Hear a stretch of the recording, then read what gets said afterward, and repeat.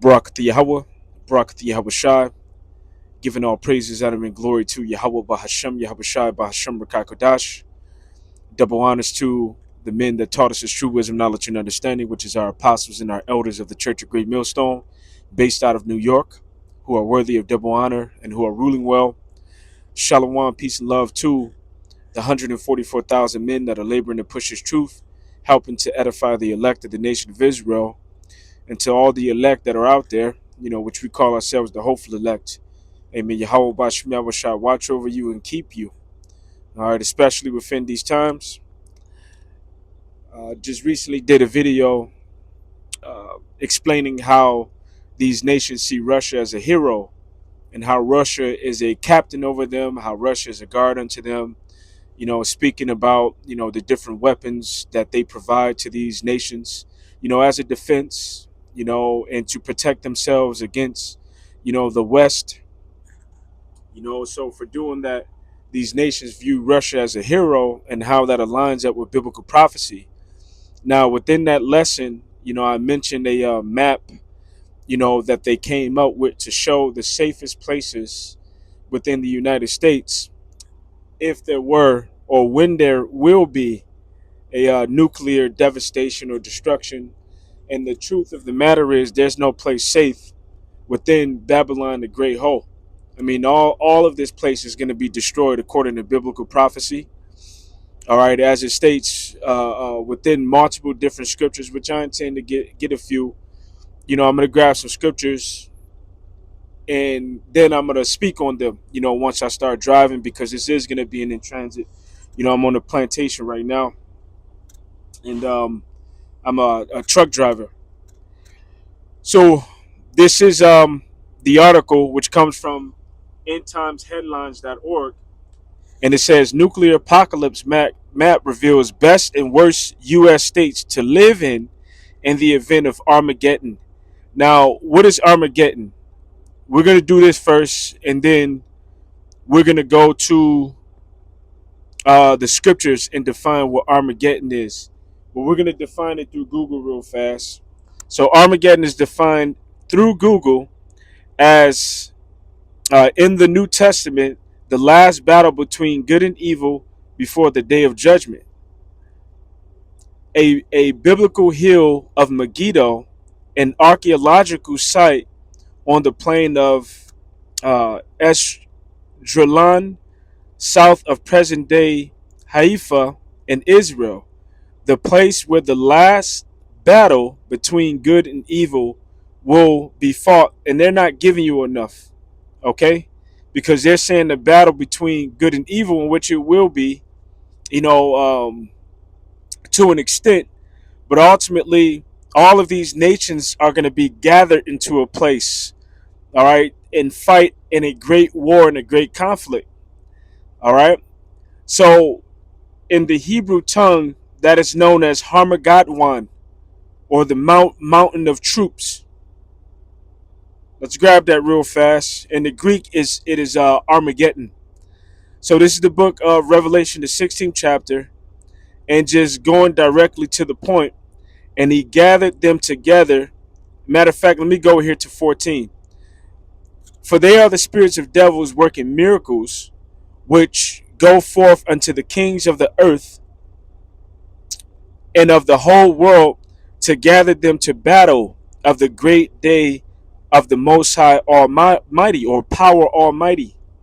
So it's speaking about, the three spirits like a frog that came out of the mouth of the dragon. We understand that the dragon in prophecy is NATO, okay?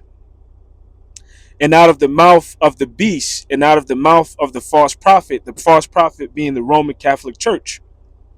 Now, the three unclean spirits like frogs represents America, which is the military might of this beast system. All right. And to directly put a location, Washington, D.C., and in Washington, D.C., you have the Pentagon. All right. The Pentagon is where they draw up all of the war plans, who they're going to fight against, how they're going to fight against them, when they're going to fight against them. All right.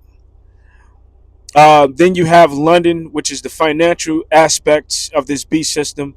Then you have uh, Rome, all right, which is the religious aspect. So those are the three unclean spirits like frogs. Now, they're working together to draw these nations into a great conflict through the spirit and power of Yahweh Bashim Yahushai, and bringing it to verse 16. And he gathered them together into a place called in the Hebrew tongue Armageddon. This also lines up with Jeremiah, the third chapter, which spiritually it's also called the Valley of Yahweh. Now, going into the word for Armageddon, which is G717, the word there is Harmageddon, within the Greek, or Harmageddon within the Greek.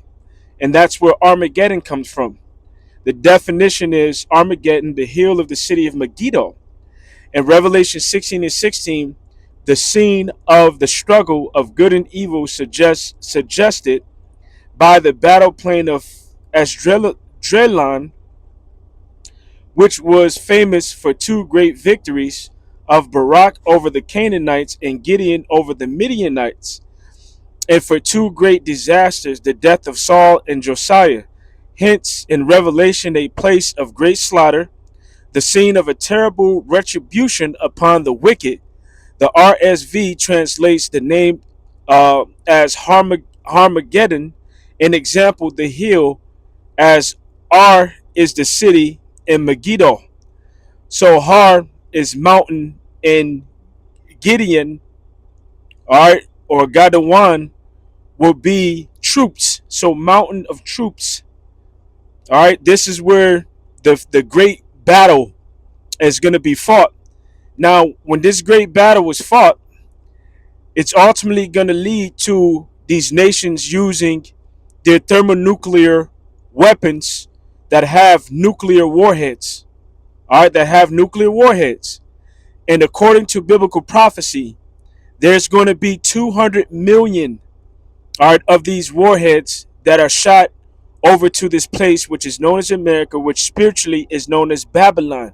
All right, it goes in prophecy is under the prophetic or epithet name of Babylon. So this is the book of Revelation, the ninth chapter, and going to the 15th verse. And I'm going to read all of this in the NLT. It says, then the four angels who had been prepared for an hour and a day and a month and a year were turned loose to kill a third of all the people on earth. So how is that going to happen? That's going to happen through what is known as the thermonuclear destruction. All right. And in those thermonuclear missiles, which are also known as ICBM missiles, they're going to have nuclear warheads. Nuclear warheads. And there's going to be so many warheads that detonate that is going to cause a great earthquake as well as great catastrophe upon the earth. I heard the size of the army, which was 200 million mounted troops, which we understand that these are not troops. And a precept that aligns up perfectly with that will be that of Joel, the second chapter, beginning at verse 1. Blow ye the trumpet in Zion and sound an alarm in my holy mountain. Let all the inhabitants of the land tremble, for the day of Yahweh cometh, it is nigh at hand, a day of darkness and of gloominess, a day of clouds and of thick darkness, as the morning spread upon the mountains.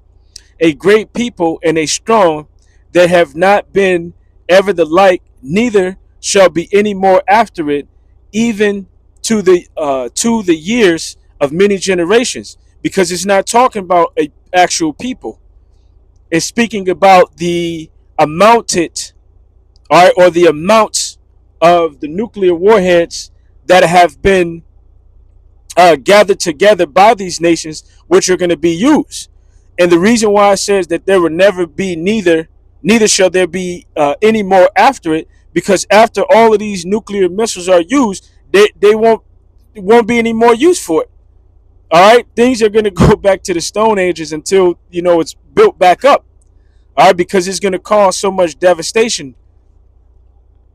All right, reading on, it says, a fire devoureth before them, and behind them a flame burneth. So that fire that devoured before is the explosion. The ignition. I wonder if you can call it that. All right, but the explosion that's caused from the nuclear warheads, but behind them a flame, which is the thrusters that propelled them to their destination. The land is as the Garden of Eden before them, and behind them a desolate wilderness, yeah, and nothing shall escape them.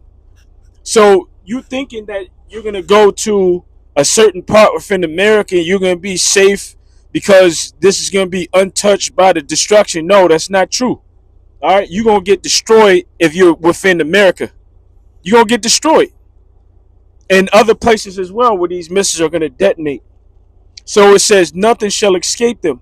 The only ones that are gonna escape are the elect. The book of Psalms, the 91st chapter.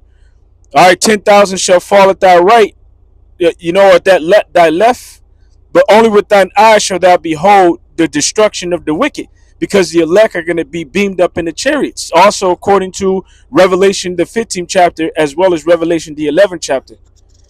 Reading on, it says, the appearance of them is as the appearance of horses, and as horsemen, so shall they run. Like the noise of the chariots on the top of the mountain shall they leap, like the noise of a flame of fire that devoureth the stubble, as a strong people set in battle array. So Joel was seeing the great thermonuclear destruction. He was seeing them gathered together. He was seeing the nations prepping them. He was seeing the nations fighting, and he saw the nations shoot them off. All right, and he saw the destruction that they caused. Before their face, the people shall be much pain. All faces shall gather blackness. They shall run like mighty men. They shall climb the wall like men of war. They shall march every one on his ways. They shall not break their ranks. All right, which these missiles have guidance systems now. All right, they have glide systems which they can avoid, being shot down or being detected, by air defense systems. All right, they can glide around them. They can go low. They're gonna meet their destination. It says, neither shall one thrust another. They shall walk every one in his path, and when they fall upon the sword, they shall not be wounded. They shall run to and fro in the city. They shall run upon the wall. They shall climb up upon the houses. They shall enter in at the windows like a thief. He saw the nuclear blast. He saw the fire. He saw the buildings, the skyscrapers, the different structures, getting the windows knocked out, the debris, the glass, the walls being broken down, and basically it being swept away. All right, there's no way or nowhere that you can hide from these. The earth shall quake before them, and the heavens shall tremble. The sun and the moon shall be dark, and the stars shall withdraw their shining, because of the nuclear mushroom clouds as well as the nuclear winter. So going back to the book of Revelation, the 9th chapter, and reading where I left off,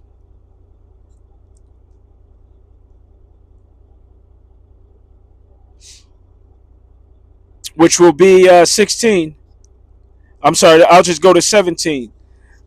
And in my vision, I saw the horses and the riders sitting on them, which it wasn't actual horses. Horses represent power, like it states within the book of Job. They're not afraid. They run into the battle. They smell the battle far off. They smell the blood, but they still rush into the battle without any fear. All right, that's how these nuclear missiles are. And horses also represent power. The horses had heads like lions, and fire and smoke and burning sulfur billowed from their mouths, because it's not speaking about actual horses or actual lions. All right, it's speaking about ICBM missiles, and the reason why a sulfur billow from their mouths, or burning sulfur, because inside of those nuclear warheads you have the uranium, you have the plutonium, you have these smiths that blew the coals in the fire, that work with the metal, all right, and work with those particular elements to bring them together and enrich them, so that they can put them inside of that iron warhead or whatever metal is made out of, and put together all of the different components that cause it to combust, and have the reaction it does when it impacts to cause that destruction. One third of all the people on earth were killed by the three plagues, by the fire, the smoke, and the brimstone, so like the fire, smoke, and the burning sulfur that came from the mouth of the horses. Their power was in their mouths and in their tails, for in their tails had heads like snakes, and with the power to injure people. But the people who did not die of these plagues still refused to repent of their evil deeds and turn to the Most High. They continued to worship demons and idols and gold and silver and bronze and stone and wood and idols that can neither see nor hear nor walk. And they did not repent of the murders, of their witchcraft, of their sexual immorality, and of their thefts, which is going into the rich elite banking families. Which, when they hear that this battle was coming, they're going to go into hiding, and they're going to survive, the great destruction, only to be taken into slavery. The book of Isaiah, the 24th chapter, verse 20, which I'll start at 19. It says, the earth is utterly, matter of fact, let me start at 18. And it shall come to pass that he who fleeth from the noise of the fear shall fall into the pit, and he that cometh out of the midst of the pit shall be taken in a snare, for the windows from on high are open, and the foundation of the earth do shake. Those windows on high being the firmament where the missiles are going to come back into the atmosphere after being shot into outer space. The earth is utterly broken down. The earth is clean, dissolved. The earth is moved exceedingly. The earth shall reel to and fro like a drunkard, and shall be removed like a cottage, and the transgression thereof shall be heavy upon it, and it shall fall and not rise again. All right, that being the kingdom of America, all right, which is also known as Babylon the Great Whore. Now, when you go into the book of Isaiah, the 13th chapter, in verse 5, it says this. It says, they come from a far country, and from the end of heaven, even Yahweh, in the weapons of his indignation, to destroy the whole land. To destroy the whole land. I'm going to do a cross reference real fast. And let's see. Let's look up weapons of indignation. It brings us to Isaiah 51 and 20. Jeremiah 51 and 20. I'm not going to read that. But however, let's do this. Duties. The book of Jeremiah 51 and 47, which I'll start at. I'll just read from 47. Let's read it in. We're going to read it in the KJV. Therefore, behold, the days come that I will do judgment upon the graven images of Babylon, and her whole land shall be confounded, and all her slain shall fall in the midst of her. Then the heaven and the earth and all that is therein shall sing for Babylon, for the spoiler shall come upon her from the north, saith Yahweh. As Babylon has caused the slain of Israel to fall, so at Babylon shall fall the slain of the earth. All of these nations are being drawn out because of this great whore. And they're being drawn into the valley of Yahweh Shaphat. And in that great valley, or in that great war, a lot of these nations are going to be destroyed. But in the midst of that, they're going to shoot weapons over here to America. And you have a bunch of different nations that are gathered together within Babylon, the land of confusion, which are going to be destroyed here within this land. Yet ye that have escaped the sword, go away, stand not still. Remember Yahweh afar off, and let Jerusalem come into your mind. We are confounded because we have heard reproach. Shame have covered our faces, for strangers are coming to the sanctuary of Yahweh's house. Wherefore, behold, the days come, saith Yahweh, that I will do judgment upon her graven images, and through all her land the wounded shall groan. Though Babylon should mount up to heaven, and though she should fortify the height of her strength, yet from me shall spoilers come unto her, saith Yahweh. A sound of a cry coming from Babylon, and great destruction from the land of the Chaldeans, which we know that when Babylon, all right, back in the ancient times, were taken over, all right, Cyrus just marched in there. All right, there was no fight, there was no war, there was no burning. So this can't be talking about then. This is a prophecy concerning America. Because Yahweh have spoiled Babylon and destroyed out of her the great voice. All right, when her waves do roar like great waters, a noise of the voice is uttered. Because the spoilers is come upon her, all right, even upon Babylon, and her mighty men are taken. Every one of their bows is broken. For Yahweh have Yahweh power of Yahweh power of recompenses shall utterly requite, and I will make drunk her princes and her wise men and her captains and her rulers and her mighty men, and they shall sleep a perpetual sleep and not wake, saith the king, whose name is Yahweh of hosts. Thus saith Yahweh of hosts, the broad walls of Babylon shall be utterly broken, and her high gates shall be burned with fire, and the people shall labor in vain, and the folk in the fire, and they shall be weary. So the great destruction is coming to this place. And we're seeing, for all of you that said, oh, well, Rome is Babylon, or, Babylon is this and Babylon is that, and everything contrary to America. Well, look at how Donald Trump, with that great voice that was just spoken about within the scriptures that the Lord said that he's going to destroy, is saying that, oh, I'm going to put 100% tariffs on BRICS if they try to design a digital currency that goes against the American dollar. Or I'm going to put 100% tariffs on China. Or I'm going to put 25% tariff on Mexico and Canada. All of these nations are becoming grievously angry at this place for those sanctions and those tariffs, because they got in bed with this whore, all right, according to Revelation 17 and 18, and they drunk of the wine of the wrath of her fornication. But now these nations are angry and they're upset. And according to Revelation, the 18th chapter, these nations, although they have merchants that come here that sells good, they're getting rich, they have became wealthy off of America. They're going to get to the point where they're willing to make that sacrifice to destroy this bitch just to escape her grasp and her rulership.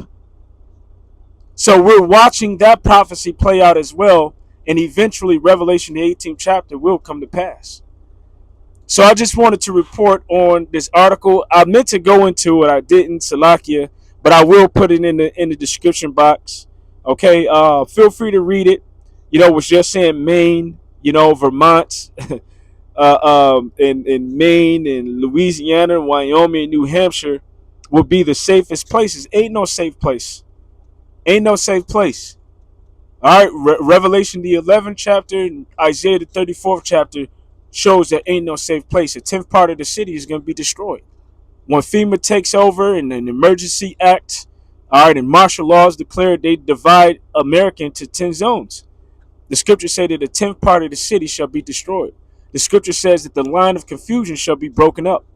Ain't no safe place. So with that, I hope this lesson was edifying. Until the next time, shalom.